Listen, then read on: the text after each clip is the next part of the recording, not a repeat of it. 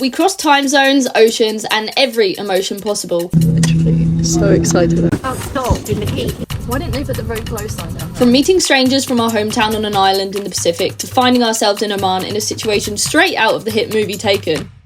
This is what happens when you get 10,000 euros to travel the world. After 2 application videos and some serious anticipation, we finally received the email saying that we'd won our dream summer contract. In exchange, we were challenged to loop our way around the entire globe, east to west, in just 4 weeks. Our journey began in sunny Cyprus. The UK is home for us, but we started here because we were already attending a wedding. Cyprus gets around 340 days of sunshine a year, and it's home to some of the oldest wine-producing regions in Europe, so safe to say we started strong. From Cyprus, we detoured north to Sofia, Bulgaria, a money-saving move for our first leg. We had just 18 hours here, which turned out to be the perfect crash course in how much of a city you can actually see when you're determined. Sofia felt completely different from anywhere I'd been before. A mix of ancient Roman ruins, Soviet architecture, and vibrant street art.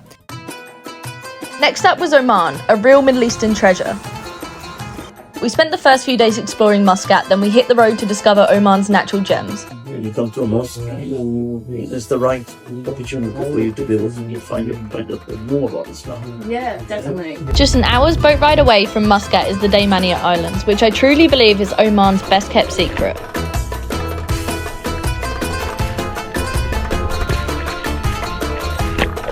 A wadi is a valley that fills with crystal clear water after rainfall, and Oman has some of the best in the world. Wadi Shab was the highlight for me. Look at that.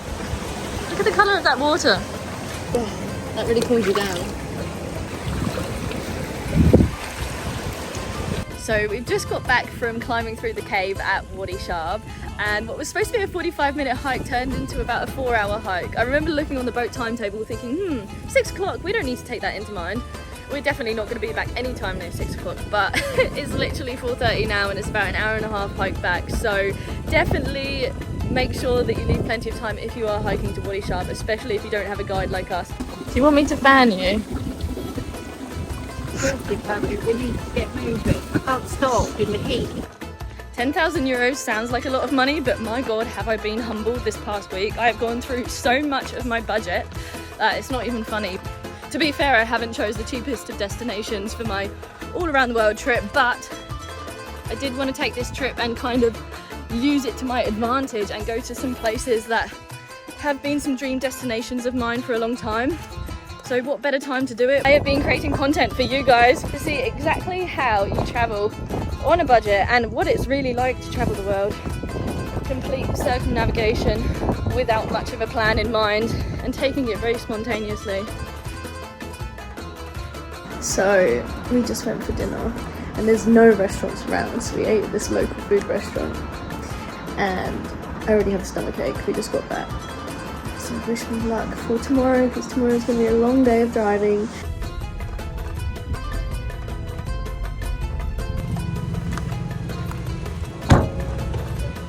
that everything?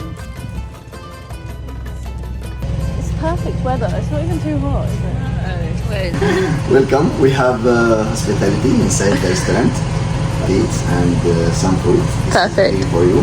Thank you. We have just checked into the most beautiful hotel. I know this is supposed to be a budget trip, but it's okay to splurge just a little bit here and there because it's all about the whole experience, isn't it? It's having the good with the bad. Stay as cheap as you can for a week or 2 weeks, and then when it actually comes to it and you feel like you need to treat yourself, you feel like you need a little bit of a revamp and a nice shower and a cozy bed, then splurge.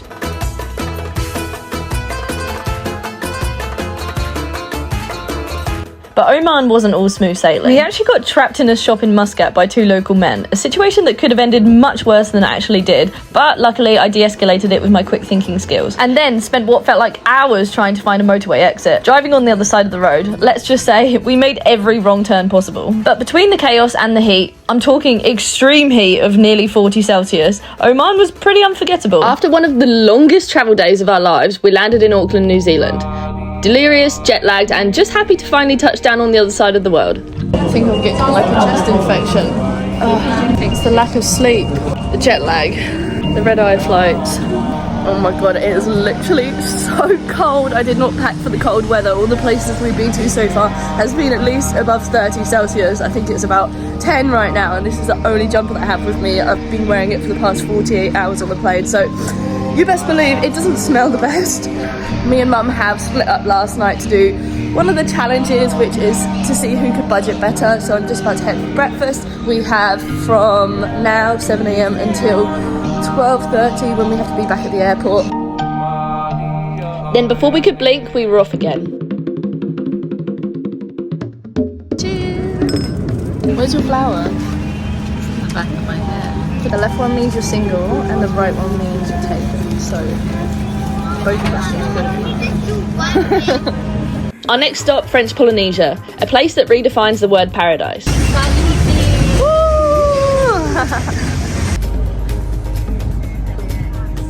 So we messed up big time. As we were in New Zealand last night, I went on the calendar to book accommodation in Tahiti, and because I didn't realise that we were going past the international date line, we just got outside of our hotel and realised it was actually tomorrow and not today. But we recovered quickly because next was Moorea, where we started to fall into real island, swam with hundreds of tropical fish and met people from our hometown on the other side of the planet. So we just arrived in Moorea and we haven't organised anything yet, but we're just trying to hire a car. It's working out to be a lot more expensive than we'd anticipated. They quoted us £330 for 48 hours, but we're just going and doing the rounds to see which one's the cheapest.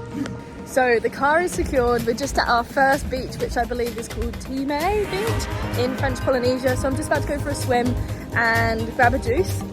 We are both extremely tired. We've hardly slept well the past few days because we had such a long journey getting over here. And then last night we were up planning till, 2 o'clock in the morning, and with all the blue light from the phones we couldn't get to sleep till pretty much 4 a.m. and had to get on the ferry at 10 a.m. So it's been pretty chaotic. The show still goes on when you only have a month to travel around the whole world. So as you can see, we've got the little bungalows, the overwater bungalows here. Obviously we're not staying in those, there a little bit out of our price range. We're actually sleeping in a tent tonight, so I'm going to showcase to you guys that travelling to French Polynesia is completely possible on a budget. This is what 30 euros a night can get you in French Polynesia. Not too shabby.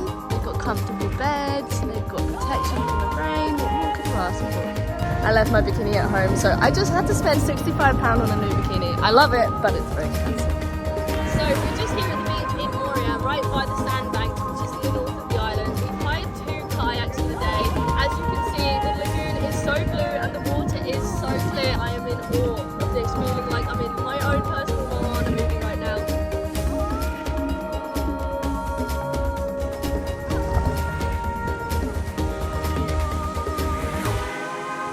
I paid 25 euros for this headdress, so you bet that I'm going to be wearing it every single minute until it dies.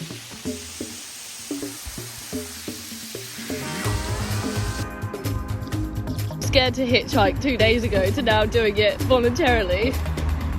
So we're just here at Tahiti Airport, as you can see behind me, but we've reached another bump in our road, which is to be expected for someone that's travelling this much on our kind of budget. So we booked a campsite a few days ago on Bora Bora just to keep the cost down, because the prices, as I'm sure you're aware, in Bora Bora is pretty extortionate. And he messaged us saying that we can't check in at the time that we requested, which was 6:30, because our flight lands at about 6:20. There's basically no way for us to get to the campsite because the tide comes in and it's on an island. So we were like, okay, that's fair enough. Can we maybe get another way there or request a free cancellation, because there was no information on that on the Booking.com website.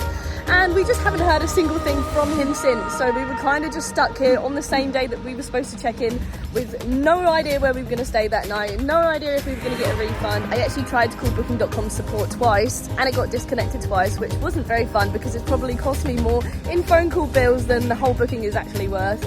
But I more just wanted a peace of mind knowing that we had somewhere to stay tonight. Long story short, we had to book a last minute Airbnb that cost a small fortune. But when you're waking up surrounded by picture postcard blue lagoons and overwater bungalows, somehow it makes it all worth it. So we've just got a day pass at the St. Regis Hotel today. We're going to head there and get some lunch. Welcome to Bora Bora!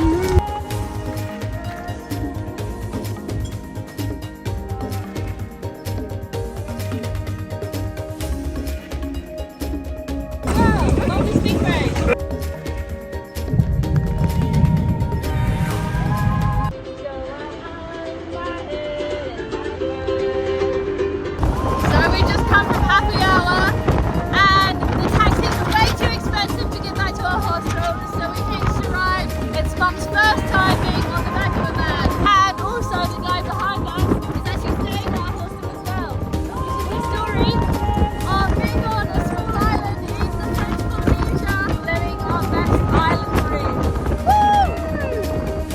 just going on an ATV tour, so just got picked up for our last day in Bora Bora, and then we fly out tonight back to Djibouti.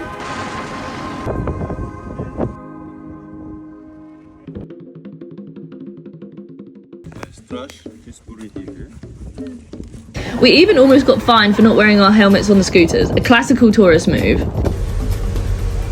We're walking to our accommodation. There's not many airports that you can leave the gates and just walk straight out without having to pay for overpriced taxis. Back in Tahiti, we finally explored properly and circled the island by car. We joined a boat tour in Tihupo, home to one of the world's most powerful surf breaks. Tihupo's waves can reach up to 10 meters high, and our captain knew exactly when to dodge. We're walking to the airport right now. It's 4 o'clock in the morning.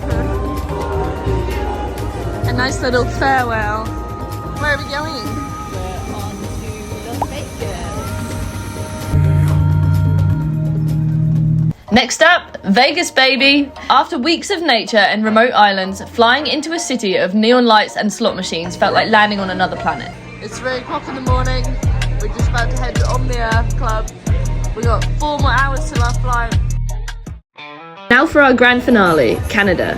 Visiting from the UK, I might gather. Yeah, but not directly from the UK. We've just come from like a night out in Vegas. Literally did an all-nighter. Respect, reciprocity, and truth. We honor our ancestors and the original caretakers of this land long before we were here. So welcome to Calgary.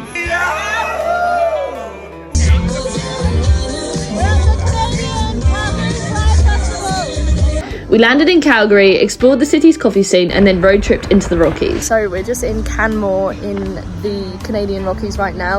I think have finally caught up on some sleep, but this place is absolutely drop dead gorgeous. I've been to almost 50 countries now, but this has got to be one of my favourites. I mean, look at this place. And the lady that we just spoke to in the shop said that we've just come at the perfect time of year because it's been raining for the past few weeks, and right now it's just perfect weather, not too hot, not too cold. Just about to head to Banff tonight to go on the gondola. Rookie mistake coming to Banff on a public holiday weekend. The hostel that we're staying in, it's Canmore Hotel Hostel. It's kind of like a party hostel, so it is quite loud. I don't know how much sleep we're going to get tonight. But seeing Lake Louise and Moraine Lake in person was the ultimate full circle moment to everything that we'd seen on our journey so far. We just made it to the beautiful Lake Louise. Just got the bus. It was pretty expensive. It was 260 Canadian dollars for both of us to come here, but that included Lake Louise and Lake Moraine because you actually can't get to Lake Moraine by car, and it's not guaranteed with Lake Louise because they got very limited parking. So we just thought we'll make the most of it and spend the money. We're just at a little pit stop. We've got about 2 hours left to go, and then we're going to be in Jasper. Right now we're doing the Icefield Parkway. There's just things to see every 10 minutes, different viewpoints, different lakes, different canyons. It's got to be done when you come this way. We've just done so much over the past month that it's hard to actually absorb every bit of information that you see, but this place is by far one of the most interesting stops. There's a glacier just right in front of me that has actually retracted back over the years. They say that it's moved 5 meters every year. We had to walk all the way up to the top, which I'll show you in a minute, because of the global warming. So right now there's so many different things that you can do here. You can actually do an ice walk, like a guided tour. There's also a skywalk where you can walk over the glass and look down below at the view. So that is it right over there in the distance. Some of the snow on the glacier right at the bottom is 400 years old. Mother Nature is such a weird and wonderful thing when you think about it. Like, we've seen so much this trip, from desert to forest to mountains, and the way that it all just forms and works together is just extraordinary. It's our last day on our world trip, and we're just heading out for a hike up Tunnel Mountain. Then we're gonna head for some breakfast, drive back, drop the hire car off, and then get on our flight. So after 4 weeks, countless flights, and every mode of transportation imaginable, it was finally time to go home. Except our flight got cancelled. One more night in an airport hotel before reality kicked back in. And that's a wrap. That's our last time going through security. But honestly, our worst moments were just as special as the best ones, because travel isn't meant to be perfect. Things will go wrong, I can almost guarantee it, no matter how experienced you are. But those are the moments that make the best stories, the moments that teach you about yourself. So if you've ever wondered what it's like to be crowned a world travel hacker, this is it. You'll get the best summer of your life and a month's worth of memories that feel like they belong in 10 different lifetimes. So thank you, Kiwi.com, for the wildest ride of our lives.